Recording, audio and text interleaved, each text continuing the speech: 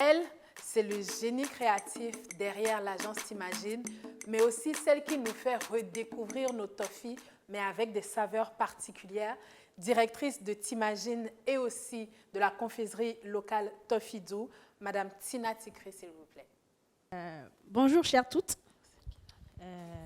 Bonjour, chers tous, j'allais dire, parce qu'il y a des mémogogues puissants qui sont là, qui travaillent sur, sur l'image d'African Leader. Voilà, je suis là, Tina Tikri. En fait, mon prénom, c'est Corentina. Mais après, ça fait un peu plus court quand même de m'appeler Tina parce que je trouve ça quand même un peu plus raffiné par rapport à ma personnalité. C'est plus court, ça fait 1m50, un peu comme moi. Donc je me dis, voilà, Tina, tout le monde connaît et ils retiennent beaucoup plus. Alors, je devrais parler de ce que je suis, ce que je fais. J'ai grandi, je suis née un 1er février, j'ai eu 31 ans il y a quelques jours. J'avais du plaisir à dire que j'étais un enfant de la démocratie, hein, parce que j'étais même un peu plus âgée que la démocratie du Bénin, parce que c'était le 19 février 1990.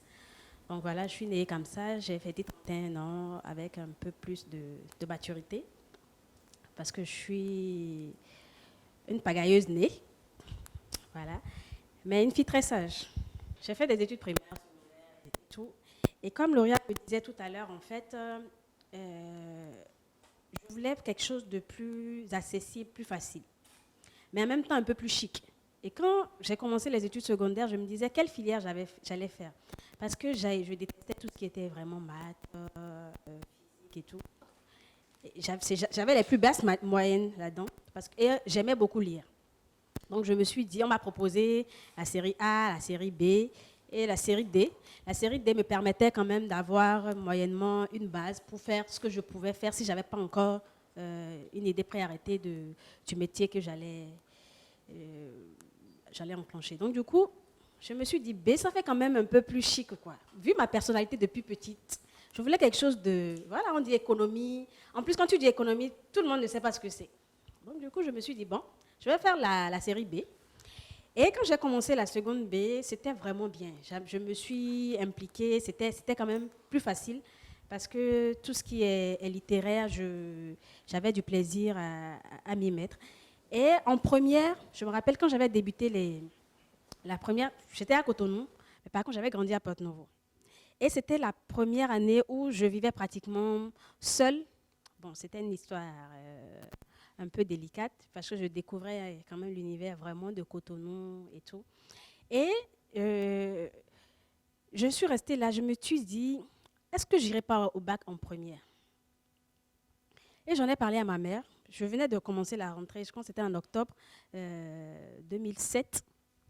Et j'ai dit, je veux bien aller à l'examen du baccalauréat en classe de première. Elle m'a dit, ok, si tu peux, pourquoi pas.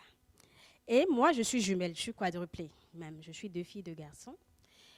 Et j'ai dit à ma jumelle, écoute, qu'est-ce que tu en penses? On peut aller au bac en première? Elle m'a dit, ok, on s'y met. Donc, on avait un professeur, entre-temps, qui nous avait gardé en classe de 3e et qui me chicotait tout le temps pour les maths physiques.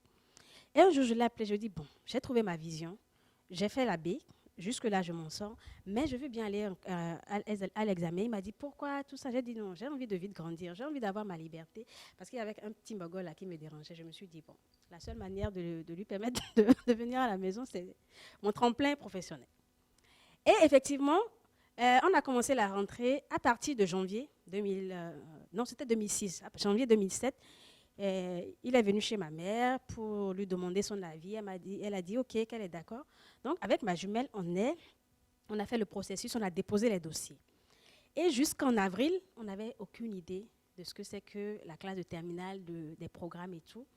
Et on était à Cotonou. On est venu en congé pour les fêtes de Pâques et on n'est plus reparti. On avait une paillote à la maison, une grande paillote. Et maman a dit, mais vous préparez le baccalauréat là, comment meurt? Elle a dit, on ne sait pas. Hein. Elle a appelé le professeur, on nous a pris des professeurs dans toutes les matières. Maths, français, et trucs là, économie et tout. On avait tous les professeurs à la maison qui venaient les matins et on finissait à 19h comme si on allait au cours en terminale. Donc, effectivement, on est allé au baccalauréat comme ça. Je me rappelle, c'était à 2 jours de l'examen. J'avais mon grand frère, mon second grand frère aussi, qui voyageait, qui allait faire des études de médecine et qui me dit, tiens, toi, c'est mon baccalauréat, si tu veux en faire quelque chose, fais-moi arriver là-bas, là, je me casse. Et du coup, je me suis dit, d'une certaine manière, c'était un choc parce que est-ce que c'était vraiment nécessaire d'avoir un diplôme pour finalement. Il m'a dit, bon, comme tu avais aussi envie de voyager, essaie de faire le bac, mais moi, pour moi, elle a assez au cas où tu ne l'as pas. Parce que moi, j'y croyais. Mais pour eux, ils se disaient, bon, c'est vrai qu'on avait 17 ans, mais 17 ans, je me dis, c'est quand même un bel âge pour aller au baccalauréat. Et c'était un défi. Donc finalement, on est allé composer, on est revenu toute sereine et tout. Et puis, le jour du résultat, il y a ma mère qui me dit, si jamais, avec tout ce que j'ai dépensé là, si jamais vous ne réussissez pas, déjà, tout ce que vous avez fait, en plus, on avait un peu d'argent avec elle parce qu'il y avait un petit héritage qui a été cédé à tous les enfants. Donc, elle avait notre part d'héritage. Elle disait, si jamais, en plus, vous êtes encore mineur, si jamais vous ne réussissez pas, déjà là, je gruge 50%, 50% dans votre part d'héritage parce que vous m'avez perdu de l'argent avec les professeurs et tout. Et effectivement, on est allé. Et on a réussi, même si c'était de justesse, c'était une fierté. Je me rappelle, je devais avoir 11,30 et quelques de moyenne, mais c'était vraiment une fierté. Ça a commencé comme ça. Il fallait réfléchir à maintenant, qu'est-ce qu'on va faire? Qu'est-ce qu'on va faire? On est allé au bac, série littéraire, on n'avait aucune idée. Après, j'avais un cahier de trucs là où j'écrivais beaucoup là-dedans. Et je suis tombée sur une page où j'avais mis que quand je serai grande, je serai notaire. C'est quoi un notaire? Je ne savais même pas. Donc, il fallait enclencher des études de droit. Aller à Calavi, ce n'était pas possible pour ma mère. Elle m'a dit, dès que vous aurez 18 ans, je peux vous permettre d'aller, mais là, ce ne serait pas possible. Donc, on a dit, OK, c'est pas un souci. On va faire la diplomatie. La diplomatie, c'est quoi? Ça va nous permettre de voyager, non? Parce que nous, dans notre tête, là, il faut qu'on quitte le Bénin pour être libre, en fait. Pour qu'on ne t'appelle pas, parce que moi, ma mère, elle a un regard pour te parler. Quand elle te parle, toi-même, tu sais que ça te transperce, en fait, voilà, tu comprends le message d'une bonne femme Yoruba. Et du coup, on a dit, bon, nous deux, on est allés au bac ensemble, on a réussi. Et on avait du mal à faire les choses détachées, ma jumelle et moi. Donc, on a décidé de faire la communication parce que pour nous, bon, c'était quelque chose qu'on s'appropriait. Pour moi, ce serait plus facile. En plus, quand j'ai regardé, je me rappelle, j'avais discuté avec le directeur des études en ce temps de l'école où j'allais. Il m'a sorti les matières. Je me dis, bon, OK, on va s'y mettre. Donc, on est allé, on a commencé la com.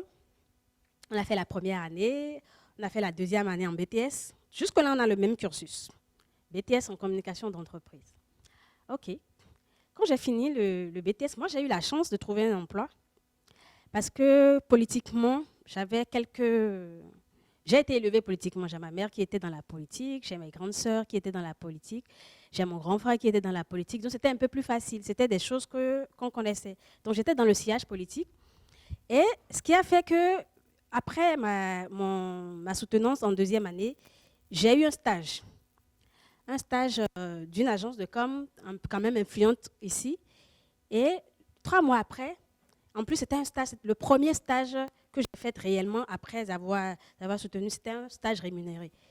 Le monsieur m'a dit, OK, vous êtes prêts, vous êtes prête. Je trouve que vous avez quand même l'air intelligente. Je lui ai dit, non, DG, je n'ai pas l'air intelligente, je suis intelligente. Il m'a dit, OK, je vous donne 50 000 et vous commencez. Pour moi, 50 000 en 2010.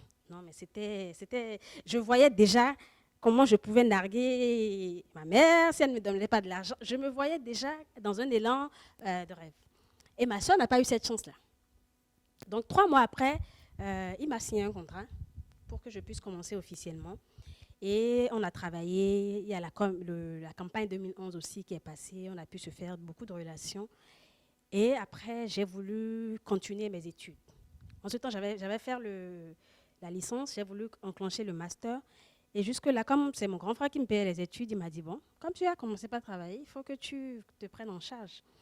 Et moi, même toute fière, j'ai dit, mais est-ce que ça, c'est un problème? Je vais faire le master en communication, mais cette fois-ci en communication et relations internationales.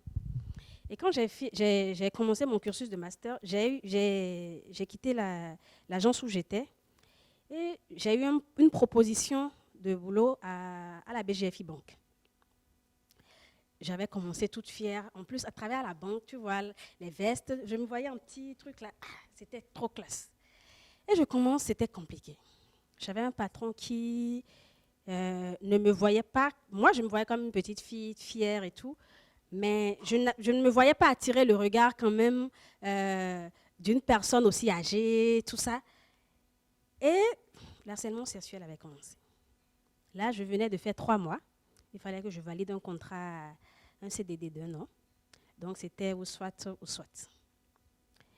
Et j'avais laissé un bon boulot parce que j'avais des ambitions, je voulais travailler à la banque. Je me suis arrêtée, je dis, mais qu'est-ce que je vais devenir? En fait, j'ai pensé à mon maman, j'ai pensé à ma famille, j'ai pensé à mes amis qui ont vu que Tina, quand même, elle perce, quoi. Elle a quitté, elle a la chance, elle a le boulot. Et j'ai pensé à mon année de master, comment je vais finir le paiement. Parce que c'était quand même 800 000, j'avais payé une tranche, comment j'allais payer le reste et tout. C'était compliqué, la décision. Et je l'ai regardé, j'ai dit, mais quand même, il est vieux, regarde sa tête. Mais c'est dégoûtant, ça. Regarde-moi comment il est. Moi, je ne peux pas. Hein. Et le truc, il m'a dit, c'était lui, en plus, c'était compliqué. C'était lui qui avait la décision. Et je suis allée le voir un matin, j'ai dit, bon, est-ce qu'il a des enfants? Il m'a dit oui, en plus qu'il a 3 filles. J'ai dit, mais il peut me donner quand même ma chance parce que j'ai travaillé pour arriver là. Il m'a dit, bon, ce que tu ne sais pas, c'est que la première fois que tu es rentré dans cette banque-là, tu sais que ce n'est pas parce que tu es intelligente, j'en ai rien à foutre de ton intelligence. C'est parce que je te voulais. Maintenant, tu as le choix. J'ai la possibilité de te donner un bon salaire. Et j'ai dit non, je ne peux pas. Parce que le fait de voir le personnage, son visage, en fait, il n'y a rien de plaisant. C'était un vieux. Et en fait, il est vilain. Il y a des vieux qui sont chocos. Il y a des sugar daddy. Mais il était très vilain. Donc, du coup, j'ai dit non, je ne peux pas. Il m'a dit, OK, ça s'arrête là. Je ne renouvelle pas ton contrat. Je ne fais rien. OK, donc on n'a pas renouvelé le contrat. Je suis revenue à la maison, 0. Et quand je suis revenue à la maison, j'ai envoyé un courrier à une agence de communication et ils m'ont répondu. Mais ça, c'était 1 mois après. Je continuais mes cours de master simplement au cours du soir. Et j'étais devenue chômeuse quelques jours. Et ils m'ont appelé pour un entretien. Quand ils m'ont appelé, ils m'ont dit qu'ils vont me faire un essai de 3 mois. Mais qu'ils vont me mettre dans le département magazine en tant que commercial. Et ce truc-là, je détestais ça parce que je me dis, sortir, aller démarcher les gens, ce n'était pas quelque chose qui est fait pour moi. Moi, je suis stratège à la base. Je rédige des stratégies de communication.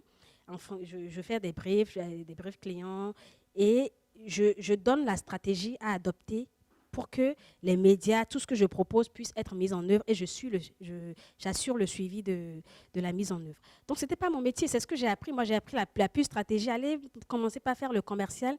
En plus, je n'avais pas commencé la communication pour être polyvalente au départ. Parce que je suivais des cours en ligne et je voulais me spécialiser. Donc, j'étais une pure stratège. Donc, quand ils m'ont proposé ça, j'ai regardé, j'ai dit, bon, ça fait quand même 1 mois que je chôme à la maison. Eux, ils m'ont proposé 10 000 pour la période d'essai et après, je signais un contrat. J'ai dit, OK, alors que j'avais laissé un boulot, avant, j'étais payée à 150 000 et en ce temps-là, c'était quand même un bon salaire.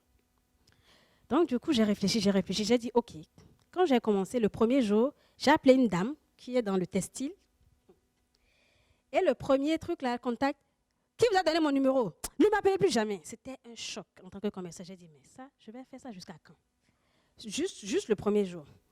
Et en même temps, en fait, je me rappelle, quand j'étais venue à l'entretien, on m'a demandé, est-ce que vous avez un moyen de déplacement? J'ai dit oui.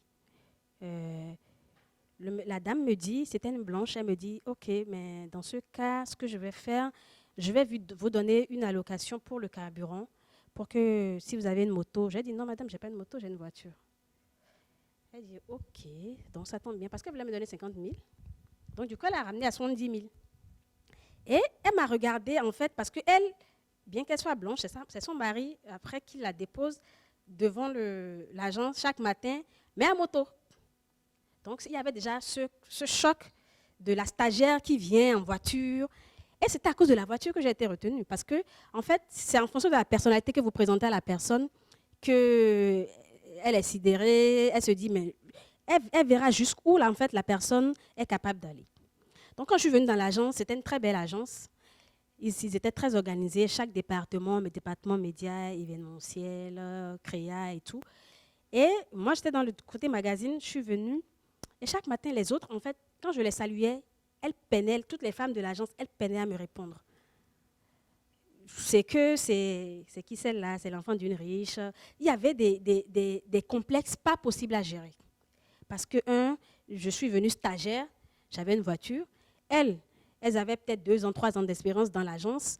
Elles sont bien payées, mais comme elles ont des dettes, comme nous femmes, là, on a assez de dettes. Et puis, à la fin du mois, on récupère peut-être le 3/4 du salaire. Elles ont tellement de problèmes que, du coup, moi, j'ai l'impression que chaque matin, quand elles me voient, ça les énerve de voir comment moi je suis. On n'a même pas le même âge. J'étais la plus petite en plus de toute l'agence. Et je me dis, mais dans quoi je me suis foutue? Je quitte un très bon boulot parce que j'avais une vision de rester à la banque. Je quitte la banque. Maintenant, je me mets dans un truc où tout le monde t'envie, en fait, sans raison. J'ai fait 3 mois et je me rappelle, le DG était ministre en ce temps. Et il est venu. Un jour, il me dit, on a fait une réunion. Et c'était la première réunion réellement qu'on a eue avec le PDG du groupe, qui avait quitté entre-temps parce qu'il avait été nommé ministre et tout. Et il vient, et c'était la première fois qu'on faisait connaissance. Donc, il m'a dit, on a fini la réunion, il avait besoin d'un copywriter pour pouvoir lui écrire un scénario. Et je lui ai dit, mais DG, il m'a dit, mais pourquoi tu m'appelles DG? Appelle-moi pas mon prénom, parce qu'il est comme ça. Appelle-moi pas mon prénom. J'ai dit, mais est-ce que ce serait possible? Parce que moi, ma vision, ce n'est pas de rester dans le côté magazine. J'ai envie de continuer ce que je sais faire. Mais comme je vois qu'il n'y a pas encore un poste vraiment libre, comme il a besoin d'un copywriter pour l'instant, au lieu d'aller prendre un consultant, est-ce que je ne pourrais pas faire le travail? Parce que là où j'étais avant, je m'étais essayé à faire et tout. Il m'a regardé, il m'a dit, OK, vas-y. Il m'a briefé sur le scénario. Et je lui ai sorti quelque chose. Quand je lui ai sorti ça, il m'a dit, ça fait combien de temps vous êtes... non, pas vous. Ça fait combien de temps toi tu es ici? J'ai dit, 3 mois, je viens de finir, on va me finir mon contrat. Et je me rappelle, il y avait un Martiniquais dans la boîte. Entre-temps, il appelle et me dit, bon, signez-moi cette fille-là. Et c'est comme ça, on m'a signé. Quand on m'a signé, j'ai vu le salaire là. Ah, Seigneur Jésus. Je me suis dit, cette fille-là, chaque matin, il faut que je vais tout faire pour prendre un prêt à la banque pour acheter une nouvelle voiture. Parce que je suis très, malheureusement, parce que j'ai été élevée dans un monde, comme je l'ai dit, politique, il y a d'autres personnes qui me connaissent ici, où le regard que vous transmettrez à ceux qui sont à l'extérieur, c'est influent, c'est important. C'est-à-dire, vous vous donnez une image de, la voiture que j'utilisais, ce qu'ils ne savaient pas, c'était même pas pour moi. C'était une voiture de ma sœur. Elle allait aux États-Unis. Et du coup, elle me l'a laissée. Et moi, je suis devenue propriétaire de voiture. J'étais la fille bling bling, la stagiaire. De la stagiaire, je venais de signer un contrat. Et dans ma tête, c'était... Je me rappelle quand je suis allée discuter avec le DAF. Je lui ai dit, DAF, il y a quelle possibilité pour que... Parce que mon contrat, c'était... Ils m'ont signé un CDD. Mais je lui ai dit, mais est-ce qu'il y a possibilité que je fasse un prêt au moins sur les 2 ans qui viennent? Il m'a dit oui, qu'il y a possibilité. Je lui ai dit, bon, combien ça va me faire? Est-ce que ça peut me permettre d'acheter une voiture? Et vous imaginez, j'avais un plan de vendre la voiture que j'avais, qui n'est même pas la mienne, et de compléter les sous pour acheter une nouvelle voiture. Et on a commencé le processus. J'ai fait un prêt. C'était le premier prêt que j'ai fait. C'était un prêt de 5 millions. Et la voiture maintenant que je voulais vendre pour compléter, ma soeur est entrée en jeu pour dire, est-ce que la voiture était pour toi? La voiture n'est pas pour toi. Il faut remettre la voiture à telle personne. Elle va la vendre et puis on va m'envoyer mon argent. J'ai dit, OK, j'ai quand même 5 millions. Dans les 5 millions, là, j'ai déjà pris près de 500 000 pour m'habiller déjà. Donc, ça restait 4,5 millions et tout. Donc, j'avais en fait un peu de mal à gérer financièrement tout ça. Donc, petit à petit, quelques mois après, j'ai acheté une voiture qui est la plus grande merde que j'ai gérée jusqu'à aujourd'hui. Parce que c'était, pour moi, je visais tellement gros. C'était des erreurs, hein, parce que quand vous commencez, on se dit le regard des autres, le regard des autres. Je ne pensais pas à moi. Parce que j'avais une ambition, j'avais une vision. Je voulais présenter l'image de la femme forte, tu vois. En plus, je voulais les défier dans l'agence. Donc, du coup, voilà, j'ai acheté une nouvelle voiture. J'ai commencé par payer. Et un jour, je me rappelle, il y a mon frère qui m'a appelé, qui m'a dit, bon, tiens, toi, tu as un boulot. Ça fait quand même près d'un an et demi que tu as un bon boulot, tu t'en sors bien. Mais ta jumelle qui a fait le même cursus que toi, tu ne penses pas à elle. Je lui ai demandé ce qu'elle voulait faire. Elle m'a dit qu'elle voulait de lui ouvrir une boutique de vente de pain. Et il s'est dit, mais quand même, vous ne réfléchissez pas à faire des choses qui vont vous permettre d'évoluer professionnellement. Parce que pour lui, quand il entend boutique de pain, c'est que, voilà, tu as le BTS. En plus, voilà, après, elle a fait une licence en tourisme. Pour lui, ce n'était pas possible de mettre de l'argent dans ça. Donc, il m'a dit, écoute, moi, je suis prête à vous soutenir si vous me mettez en place une idée, vous mettez en place le business plan, et puis je mets de l'argent dedans. Et je réfléchis. De jour en jour, de l'autre côté, j'avais des emmerdes. J'étais soutenue que par le DG, qui n'était pas encore sur place parce que lui, il était dans le gouvernement. Et c'était juste lui, mon seul mentor. C'est-à-dire que, en plus, quand on me faisait des choses, je lui écrivais, et lui, il venait dans la boîte pour faire du bruit, du bruit sur les autres. Et c'était compliqué, les relations. Je voulais quitter parce que j'avais fait 1 an, ça m'allait. Donc, quand mon frère m'a dit, effectivement, j'ai dit, je vais ouvrir une imprimerie numérique. Parce qu'en ce temps-là, en 2012, l'imprimerie numérique, c'est quelque chose qui pouvait permettre de faire différent et tout. Et quand j'ai vu le coût des machines, c'était trop cher. Alors, je me suis dit, bon, pour commencer, j'ai quand même fait la com. Et si on ouvrait une agence de com? Donc, je lui ai fait un business plan. J'étais encore à près de 8 millions dans mon cursus. Quand il m'a appelé, il me dit, mais toi, tu as fait la com, tu as dit, tu as de l'expérience. Mais à aucun moment, je n'ai vu dans ton business plan comment est-ce que tu survis sur les 3 ans qui viennent. Donc, avec lui, j'ai retravaillé le business plan parce que je voulais être PDG. Je voulais quitter mon expérience de stagiaire, travailleuse en agence de communication stratège, et je voulais être PDG. Et quand j'ai vu, il m'a dit, bon, il faut que tu spécialises ton agence. Tu ne vas pas être une agence à tout faire parce que tu n'as pas aussi tous les matériels. Les autres, côté médias, ils ont des caméras, ils ont des trucs. Tu ne vas pas tout sous-traiter à chaque fois. Voir comment tu te spécialises. Donc, on s'est dit, bon, je me spécialise en communication, en événementiel, du moins, et je me spécialise en création graphique. J'avais tous les atouts pour pouvoir gérer l'événementiel. Mais en créa, je me suis dit un jour, mais si un jour mon créa me lâche sur un visuel, comment je fais? Je suis allée faire une formation en graphisme pour avoir la main. Parce que moi, je suis du genre, quand j'ai des employés, il faut à chaque fois, quand je te briefe sur un truc que tu ne peux pas faire, je peux le faire moi-même. Donc, du coup, j'ai fait une formation en créa sur 6 mois. Et en 2013, j'étais en 2e année de master, j'allais soutenir en communication et relations internationales. Quand on a ouvert l'agence, quand mon frère m'a envoyé de l'argent, 10 de millions, et ce que j'ai fait, j'ai pris un grand local, parce que pour moi, j'avais un bureau qui était un truc comme ça, bien large, où quand on rentrait, on voyait la DG en face. C'était le bling-bling total. Et j'avais de quoi survivre jusqu'en 2016, sur 3 ans. C'est-à-dire que je puisse avoir de clients ou pas, j'avais de l'argent pour. Et on a fait 2013, 2014, 2015. En 2015, voilà, j'ai travaillé avec un parti politique et ils ont eu la mairie, ils ont eu l'Assemblée nationale. Et je suis allée voir le maire un jour, je lui ai envoyé un courrier pour lui proposer les services de mon agence, pour l'accompagner sur sa vision. Et le maire de la ville m'appelle pour me dire, mais, écoutez, j'ai vu quand même que vous avez pas mal d'expérience, vous avez travaillé sur pas mal de choses. Pourquoi est-ce que vous n'acceptez pas de travailler pour moi directement? Et là, en fait, je n'avais même pas prévu de retravailler pour quelqu'un un jour. Et je me suis dit, tiens, il faut que je réfléchisse parce que je n'ai rien à perdre quand même. J'ai une agence, je peux finir le soir et revenir à mon agence supervisée et tout. Et j'avais près de 6 personnes que j'avais en charge. Je me disais, avec ça aussi, ce serait une bonne expérience. Et je suis allée pour lui dire que je confirme de travailler avec lui. Donc, on m'a nommé chef service communication. J'ai eu un arrêté de nomination et tout. Et je demande le salaire, on me dit 138 000. Je dis, mais attends, je paye un loyer là où j'étais 150 000. J'ai des employés, j'étais au million le mois. Et je vais gagner 138 000. C'est que j'étais un choc. Qu'est-ce que je fais? Est-ce que je reste ou est-ce que je ne reste pas? Et le maire qui m'appelle pour me dire, ah, madame, vous avez reçu votre arrêté de nomination. J'ai dit, oui, monsieur le maire, mais par contre, pour le salaire, il me dit, oui, mais c'est le salaire de l'administration, je n'y peux rien. Mais vous pouvez avoir des ristournes. J'ai dit, OK, est-ce qu'on peut faire un exercice pour calculer les ristournes? On m'a dit, j'ai 30 000 de carburant et 50 000 de suggestion, ça fait 80 000. Donc, 80 000 plus ces 138 000. Jusque-là, je n'avais pas le compte. Mais il m'a dit, bon, écoutez, ce n'est pas surtout qu'on gagne. Vous avez déjà une agence. Travailler pour moi, c'est presque une faveur. Et en plus, ça vous permet d'avoir de l'expérience. Est-ce que vous avez déjà une expérience publique? J'ai dit non. Donc, on a commencé, j'ai fait 3 ans là, après j'ai démissionné. C'était une merveilleuse expérience.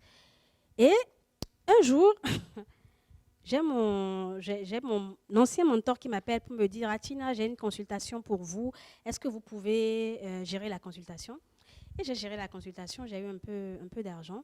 Je me suis inscrite dans un DU, un diplôme universitaire, à l'université Jean Moulin de Lyon 3. Ça, c'est l'équivalent de master. Et puis, j'ai eu l'idée, en fait, je suis très passionnée par la politique, très passionnée par le sport. J'ai eu l'idée de vouloir organiser des événements sportifs. J'ai fait les foulées de la capitale, j'ai fait le salon des sports. Et en fait, je me suis rendu compte que petit à petit, vous avez beau avoir de belles idées, tant que vous n'avez pas de bons parrains qui peuvent investir pour que vous puissiez amener l'idée à la concrétisation, c'est quand même difficile. Donc ça, j'ai fait l'expérience, j'ai mis tout mon argent dedans pour pouvoir organiser des choses. Et tout ce que j'avais en retour, c'était vraiment, c'était merveilleux. Vous avez fait un beau truc, c'était pas mal, mais derrière, je n'avais pas d'argent. Et finalement, j'ai décroché. Mais par contre, j'ai fait un master aussi en management sportif parce que je voulais être agent sportif et je rêvais de créer une marque, ce qui est en cours, une marque de sport, pour pouvoir, parce que je me dis jusqu'aujourd'hui, c'est quand même un domaine qui permet de se faire de l'argent. Et de deux, il n'y a pas assez de femmes qui ont le profil que j'ai pour pouvoir faire éclore ce domaine-là. Donc là, j'ai fait un master en management sportif. J'ai soutenu en juillet 2019. C'était à Lyon pour valider mon cursus. Et entre-temps, je suis revenue, j'ai démissionné de mon poste, je suis revenue à l'agence que je gérais. Et puis, je me rappelle, j'étais toujours à la mairie où j'étais. Un jour, j'avais l'insomnie, j'étais tombée sur une image de vendeuse de toffee ambulante. Et je me suis dit, j'ai mis sur mon statut vente de toffee à la cannelle, au gingembre, au coco, sans jamais avoir préparé du toffee une fois, sans jamais savoir même comment est-ce qu'on fait du toffee. Et je me rappelle le lendemain, quand je me suis réveillée, j'avais sur dans mon truc là, près de 3 personnes qui m'ont dit, je veux, c'est combien?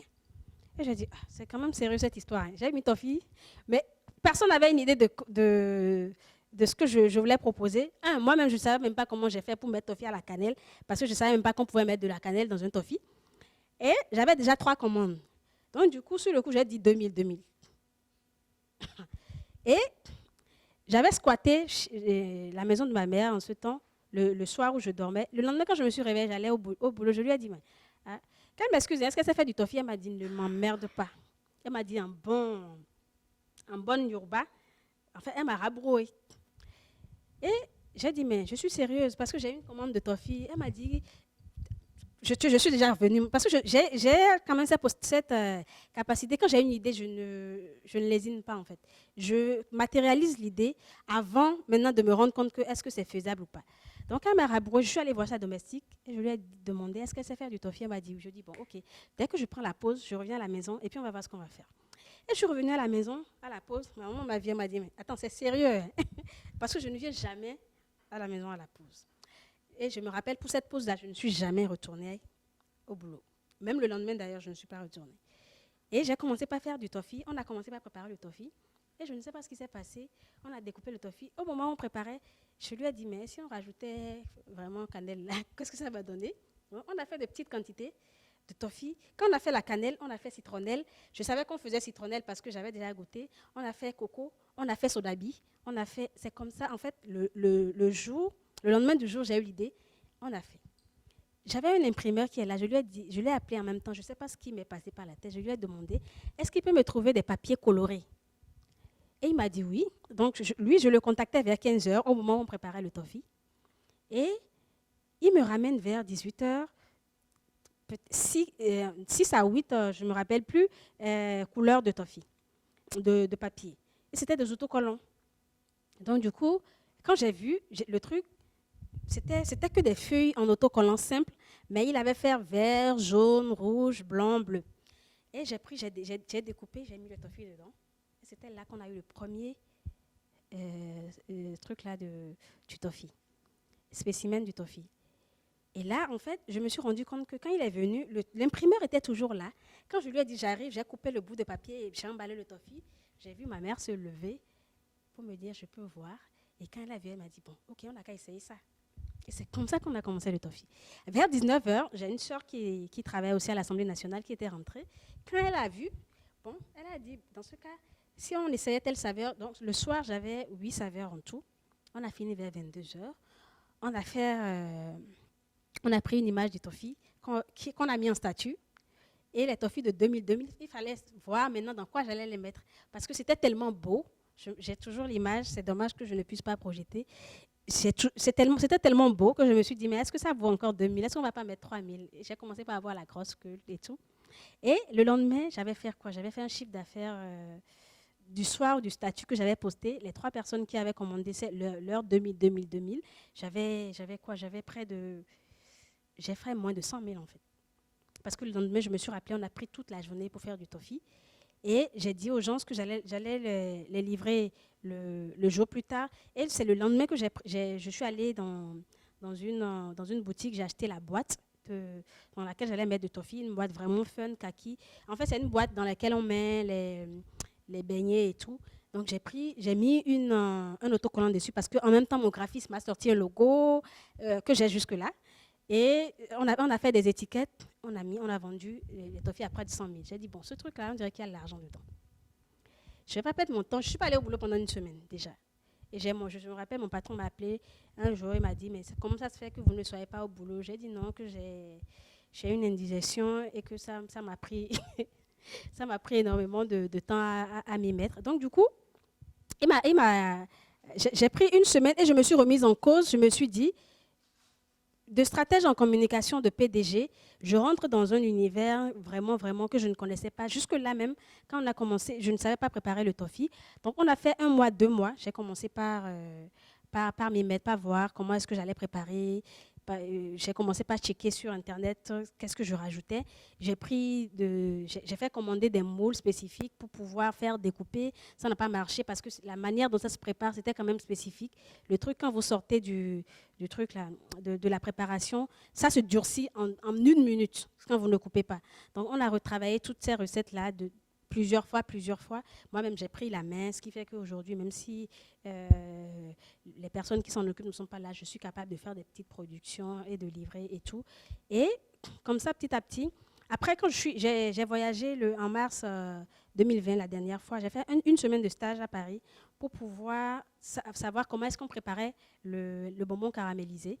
Et ça n'avait rien à voir parce que eux, c'est avec du lait frais et puis du lait non seulement du lait frais, il y avait du beurre qui rentrait dedans. C'était un peu plus coûteux quand même si je dois faire ça ici. Mais j'ai pris quand même des astuces pour pouvoir améliorer moi ma production et j'ai fait d'autres commandes de moules. Entre-temps, j'avais lancé une campagne de financement participatif pour que les gens puissent m'aider à sortir une collection. Donc bientôt, vous aurez la collection du toffee avec les rois du Bénin, Béanzin, Bioguera, qui représentent chaque contrée, la reine Tassirangbe, où il y aura leur dessin directement sur le toffee. Et il y aura une histoire qu'on va compter à travers parce que c'est quand même un produit traditionnel. Donc chaque jour, aujourd'hui, on a quand même pas mal de déclinaisons. L'objectif, c'est d'arriver à avoir des toffees à Golden Tulip, par exemple, qui sont dans ce pot, que ce soit des bonbons, que ce soit l'identité réellement du béninois, que tout le monde puisse s'approprier du produit. Là, je me suis défiée que d'ici 3 ans, 4 ans, au plus, je ne vais me concentrer que sur ça. J'ai déjà des bases en stratégie et tout. Je peux faire des consultations, mais vraiment, je veux être confuseuse à temps plein, à 100%. Parce qu'aujourd'hui, je me rends compte que c'est quand même... En plus, ça me permet d'avoir plus de main-d'œuvre, de créer plus d'emplois, mais c'est une satisfaction personnelle. Je pense que je suis beaucoup plus épanouie dans ce domaine-là. J'ai juste besoin de financement, c'est vrai, mais petit à petit, ça va arriver. Je ne suis pas mariée, j'ai pas encore d'enfant, donc c'est pour ça que je me concentre beaucoup plus à fond. Je sais que vous allez la poser cette question-là, comment j'arrive à tout gérer. C'est vrai, aujourd'hui, on fait des productions de malades, on fait même près de 2000, 3000 pièces par jour.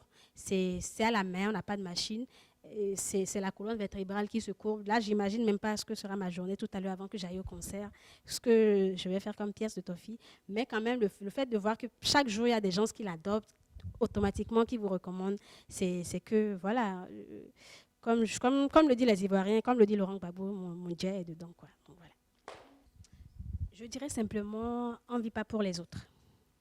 Parce que du coup, c'était de belles expériences. Hein. Ça m'a permis de me pousser jusqu'à un niveau donné parce que je ne voulais pas pour le faire. J'ai travaillé pour avoir un prêt, j'ai travaillé pour rembourser le prêt, j'ai travaillé parce que, en fait, c'était psychologique. Parce que toutes les personnes, je pense que c'est une question d'environnement. J'étais dans un environnement où j'ai grandi dans un environnement où, en plus, moi, vous l'aurez peut-être compris, j'ai une mère qui est Yoruba, qui est ancrée dans la tradition musulmane. Et on sait que les musulmans sont des pachas, c'est-à-dire que même pour un simple événement, tu n'aurais pas l'argent, mais tu irais prêter pour faire le...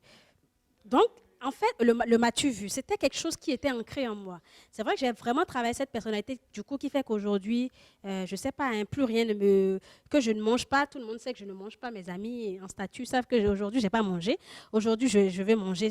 Mais, en fait, ce que je retiens, c'est que il faut être soi. Moi, je ne regrette pas vraiment à pas avoir perdu de l'argent, à vouloir impressionner les autres. Mais aujourd'hui, c'est quand même une satisfaction personnelle parce que j'ai travaillé pour, en fait. Mais il ne faut pas, je ne vis plus pour les autres. Avant, je vivais pour le regard des autres. Qu'est-ce qu'ils vont dire? Parce que j'avais énormément d'ambition, j'avais beaucoup de défis. Je me dis, si je ne faisais pas ça, qu'est-ce que l'autre allait penser? Alors qu'aujourd'hui, je suis quand même arrivée à une étape donnée où après toutes ces expériences-là, c'est spontané en fait ce que je fais. C'est beaucoup plus facile de pouvoir gérer toutes ces situations qui pourront se reproduire. J'ai envie d'avoir aussi une belle voiture, une BM, une Mercedes et tout.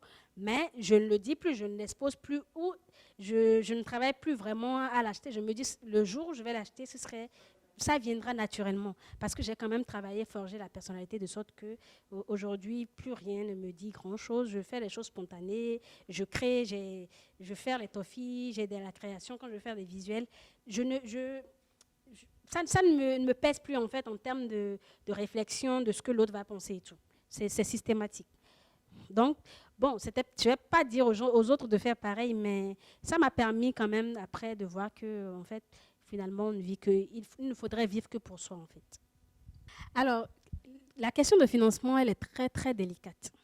Moi aussi, je la cherche comme une aiguille dans un lot de paille chez les couturiers. Non, mais c'est très délicat en fonction du projet. C'est-à-dire que plus vous évoluez, plus vous vous rendez compte que l'argent est le nœud de tout. Et que moi, je ne le cache pas. Hein. J'ai un patron qui me disait, écoute, l'argent, c'est lui qui m'a mis cette phrase dans la tête. Sans ça, tu ne peux rien. Et effectivement, de jour en jour, on se rend compte que plus on grandit, plus les gens sont ne nous pardonnent plus certaines choses. Si je prends par exemple moi ma marque, aujourd'hui il y a des erreurs que je ne peux plus me permettre parce que c'est arrivé à un niveau où il faut forcément que je travaille à chaque jour à la parfaire. Alors que si c'était il y a 3 ans, quand j'avais commencé en 2018, ok, on peut me dire c'est simple et c'est tout. Mais aujourd'hui, en plus, je suis en train de travailler aux labellisation de la marque. C'est-à-dire il y a un processus en cours pour que la marque soit une marque ISO 22000 qui respecte les normes pour pouvoir être exportée à l'extérieur. Donc là, je n'ai même pas de financement pour finir le paiement. Je la cherche comme... vous ne pouvez pas l'imaginer. Les gens, pour trouver le financement, il y a plusieurs possibilités. Vous avez la chance, vous pouvez avoir la chance d'avoir des bonnes personnes autour de vous qui peuvent croire en l'idée et vous mettre de l'argent à disposition. Comme vous pouvez avoir la chance de les avoir et ne pas bénéficier des sous parce qu'ils ne vont pas réellement voir en fait l'intérêt d'utiliser tout ce que vous demandez comme sous dans l'appropriation de votre marque. C'est un peu délicat. Mais il y a des structures de financement. Moi, j'en ai essayé pas mal. Jusque-là, je n'en ai pas encore bénéficié. Donc, c'est beaucoup de paperasse, en fait. C'est pas truc là. J'ai essayé avec des amis, des gens qui sont à des niveaux donnés, qui ont cru au projet et qui m'ont proposé en retour des choses qui ne m'arrangeaient pas. Donc, le financement, il est là, comme on dit, mais c'est à vous de savoir où est-ce que vous allez, comment vous pouvez. Parce qu'une chose est d'avoir aussi le financement d'une certaine manière et de savoir le rentabiliser pour pouvoir payer aussi le financement. Donc, chaque chose a son temps. Forcément, vous en aurez besoin. Il y a des institutions qui font des prêts rémunérés, qui prennent des actionnariats, mais c'est à piège aussi. Donc, moi, jusque-là, ce que j'ai fait comme expérience, je fonctionne encore avec mes propres moyens. Donc, si vous avez des tuyaux, vous pouvez toujours me les passer. J'en ai besoin. Alors, on a lancé la campagne en septembre 2020. Et sur un mois et demi, on a mobilisé, j'avais pour objectif de mobiliser 5 000 euros. On a mobilisé 5 205 euros environ pour pouvoir matérialiser les trucs. Et jusqu'en novembre, parce que c'est tout un processus pour avoir les sous, parce que je suis passée par un site dédié au financement participatif qui ne prenait que des projets africains. Et ils avaient déjà expérimenté avec un prêt-à-porter ici au Bénin qui avait fait la campagne de financement participatif et qui a pu réussir la mobilisation des fonds. Et en fait, oui, ça a été clôturé en octobre, non, en début de novembre, parce que c'était sur un mois et demi. Et en décembre, on avait commencé le processus. Là, on a eu le virement en janvier pour les sous. Et on a commandé les trucs là, les moules personnalisés pour pouvoir mettre en place les trucs là, les toffees à l'effigie des rois. Donc bientôt, moi, dès que je reçois les conditionnements, on va retravailler avec les tests pour pouvoir sortir au plus tôt le produit. Voilà. Mais c'était une très belle expérience. C'est beaucoup plus misé sur ses proches qui mettent de l'argent dedans pour vous soutenir. Moi, je l'ai fait en contrepartie de dons, c'est-à-dire les personnes qui m'ont donné de l'argent, c'était un don. Sinon, vous avez la possibilité de faire de l'actionnariat. Vous avez la possibilité aussi de faire des préventes. Donc, il y a plusieurs possibilités en fonction de... Mais si c'est des montants de moins de 5 000 euros, de 5 000 jusqu'à 8 000 euros, vous pouvez aller jusqu'au don. Quand ça commence par 10 000 euros, là, vous faites des préventes ou des actionnariats. Bon. Là, le toffee que je faisais avant, là, il n'y a plus d'additifs chimiques normalement parce que c'est du lait de vache que j'utilise. Avant, j'achetais les pots de lait que j'ai travaillé. Donc, petit à petit, c'est pour ça que j'ai commencé le processus de labellisation pour que ça soit moins sucré. Je suis en train de travailler sur une recette pour les diabétiques. Et puis, on va rajouter je ne sais pas comment on appelle ça en français, on appelle ça du aroué, le truc qui sera râpé dessus. Pour les personnes âgées, mais ça, c'est encore au niveau test. Mais sinon, là, c'est pour les enfants, c'est pour les adultes, les écoles, c'est pour tout le monde. Mais pour ceux qui ont vraiment un taux qui sont diabétiques, je ne le conseille pas, mais je travaille sur le lait concentré non sucré avec du AOE pour les personnes diabétiques et les personnes âgées. Voilà. OK. Je suis trop fière. Trop fière de la boule d'énergie que je suis. Ça, c'est... Je ne sais pas, mais... Je sais que je le retransmets assez bien. Je suis fière du parcours que j'ai fait parce que c'est à mon actif. Et c'est à votre actif aussi. Hein. Vous connaissez la toffee en choco, c'est pas... Voilà, donc quand je serai en face de bonnes... Non, je suis trop fière parce que je me dis, il y a quand même eu pas mal d'étapes. J'ai eu des facilités grâce aux personnes qui m'entourent et tout. Mais je me suis battue pour arriver là. Je me suis donné des ambitions. Je me suis focalisée sur quelque chose. C'est-à-dire l'appropriation, réussir. C'était tout mon problème. Réussir à être indépendante. C'est vrai qu'aujourd'hui, je suis indépendante avec plein de dettes, mais ce n'est pas grave. Je me suis rendu compte que toutes les grandes personnes ont des dettes. J'ai des projets, j'ai d'autres projets, pas qu'avec le toffee, parce qu'après, on ne se repose pas seulement sur une source de revenus. J'ai une agence, après, je suis passée au toffee, ça fait 2 activités. Moi, mon but, c'est quoi? C'est d'arriver à 7 à 9 activités pour que peut-être à 10 heures, qu'on ne me réveille pas pour dire écoute, il faut que tu travailles. Des fois, j'ai bien envie d'aller claquer aux îles Maldives, me dire que voilà, je fais une semaine. Voilà. Mais je suis trop fière de moi. Alors, t'imagines, c'est depuis 2013. Donc, en fait, normalement, c'est le premier bijou. Aujourd'hui, Toffee joue à cause des réseaux sociaux. En fait, t'imagines, comme c'est une agence spécialisée, j'avais un certain type de clients, comme je disais, politique, j'étais orientée sport et tout. Et c'était pas, je ne voyais pas en fait forcément le truc de faire le bling-bling. Après, systématiquement, avec les toffees, il fallait communiquer parce que c'est un produit commercial comme ça. Du coup, où tout le monde pouvait s'approprier. La cible était beaucoup plus élargie, contrairement à l'autre cible qui était destinée à quelques personnes que je rencontrais pour pouvoir négocier mes deals. Donc, du coup, là, avant quoi, c'est vrai qu'entre-temps, j'ai décroché, t'imagines, et je faisais à peine 50%, t'imagines, 50% post-politique que j'avais eu. Mais là, avec les toffees, je pense que je suis à près de 70% toffee doux. Et mon équipe, c'est une équipe polyvalente aussi. C'est-à-dire, c'est en même temps Toffee Doux, c'est en même temps, t'imagines, parce que là, on a tellement structuré Toffee Doux que c'est une industrie, c'est une mini-industrie. Et du coup, la communication est au centre de Toffee Doux. Et c'est ça qui a fait en fait l'élan de Toffee Doux. C'était l'atout que j'avais en communication qui a boosté la marque, je pense, hein, jusque-là.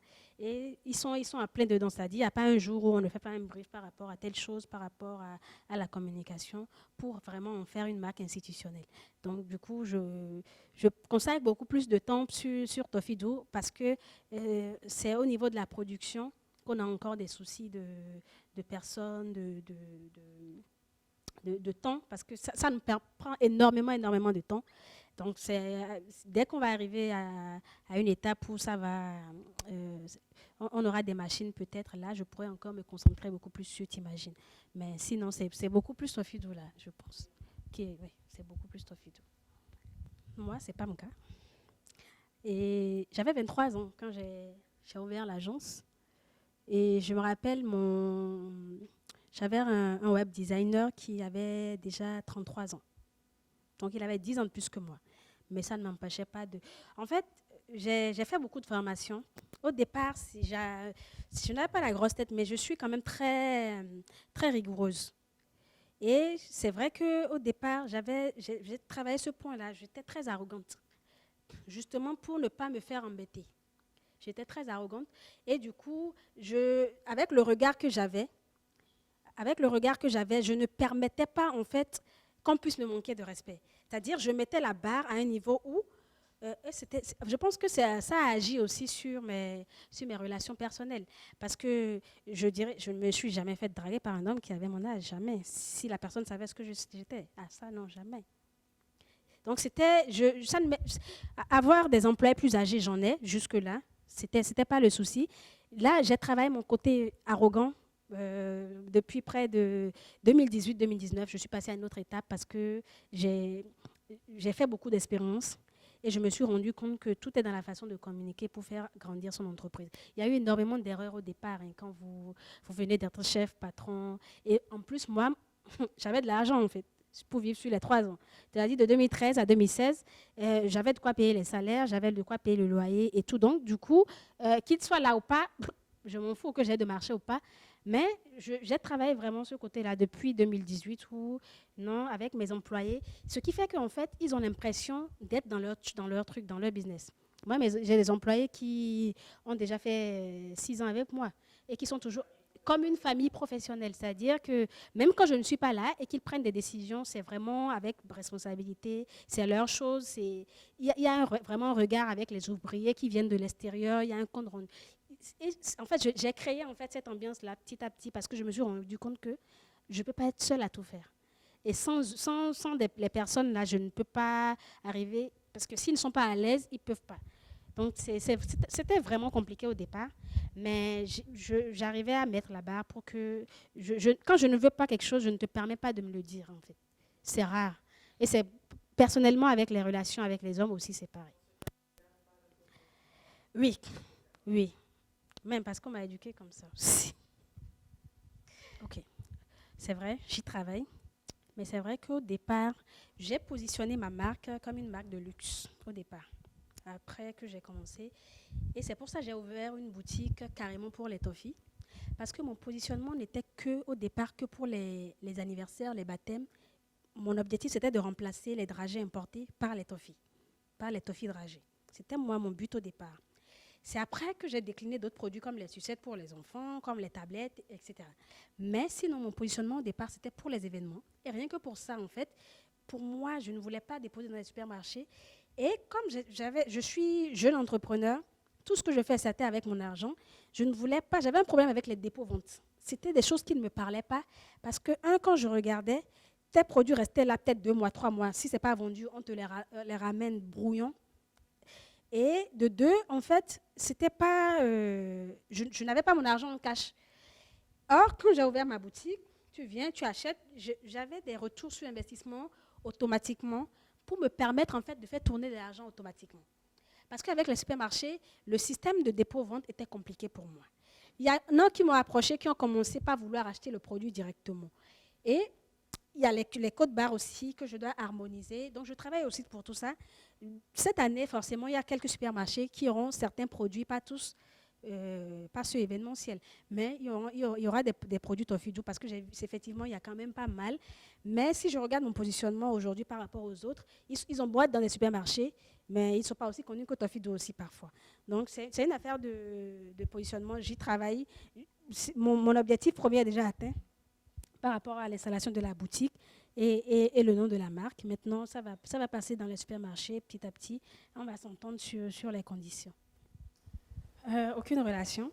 J'ai eu le ministre des PME, c'est le ministre Karekou. On a fait les démarches, mais ça n'a pas abouti encore. Sinon, il y a les affaires étrangères que j'avais vraiment démarché pour que, en fait, Toffee-Do, parce que, comme vous le dites, c'est un produit culturel. Et moi, j'ai fait des recherches. Je vous ai dit que je préparais un documentaire là-dessus. C'est que la manière dont le toffee se prépare au Bénin, c'est pareil au Bénin, au Togo et en Côte d'Ivoire. Et eux, en Côte d'Ivoire, c'est beaucoup plus le toffee avec le lait de coco. Donc, c'est toute une histoire, en fait, qui se raconte derrière. Ailleurs, quand vous partez, le bonbon caramélisé, je vous l'ai dit, j'ai fait un stage dans une confiserie à Paris.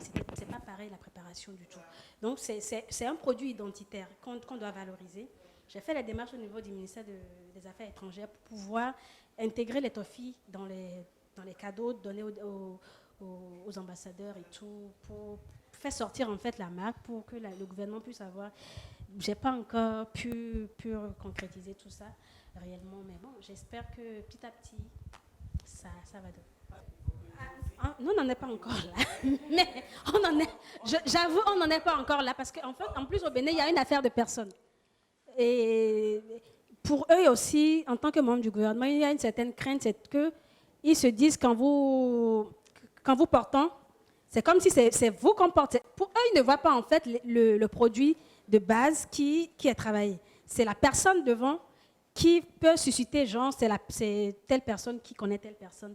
Bon, moi, ce n'est pas des situations sur lesquelles je m'attarde tant que je me bats pour avancer. Mais par contre, par exemple, en Côte d'Ivoire, je fais tout pour m'installer parce qu'on est allé faire une expérience de terrain à travers une foire. Je dis ce que je vends en boutique en un mois, je l'ai vendu en 2 jours. Et chaque jour, j'ai des demandes pas possibles. Là, je suis en train de travailler fort pour avoir un financement, m'installer, avoir une boutique là et une unité de production, quitte à ce que l'unité de production de là-bas desserve Cotonou. Parce que le pôle économique, non, ça n'a rien à voir avec... non. Alors, dans mon équipe, non. Du coup, en plus, moi, ma vie, il n'y a pas, à part ceux qui vraiment m'entourent, je pense qu'il y a pas mal de personnes qui ne savent pas que je ne suis pas mariée. Hein. Parce que, bon, il y a pas mal de personnes qui ne savent pas que je ne suis pas mariée. Donc, ce n'est pas quelque chose que je suis une femme, bon, normalement, je parais être mariée. Mais il y a beaucoup de gens qui ont l'impression que je suis mariée et donc, honnêtement, je n'ai pas ce problème-là. Mais je suis toujours confrontée à c'est pas de l'harcèlement sexuel parce que j'ai quand même 31 ans. Si je veux, je veux. Si je ne veux pas, on s'en fout, on basta. Mais il y a toujours quand même ces approches où soit tu acceptes et je finance ton entreprise, soit non. Donc, et moi, je me dis, arrivé à un moment donné, après tout ce parcours-là, je vais pas, ce serait du gâchis si tu dois arriver à accepter certaines choses, il faut que tu le fasses en pleine responsabilité. Donc, on va dire, tu laisses pas un président pour un ministre, je sais pas.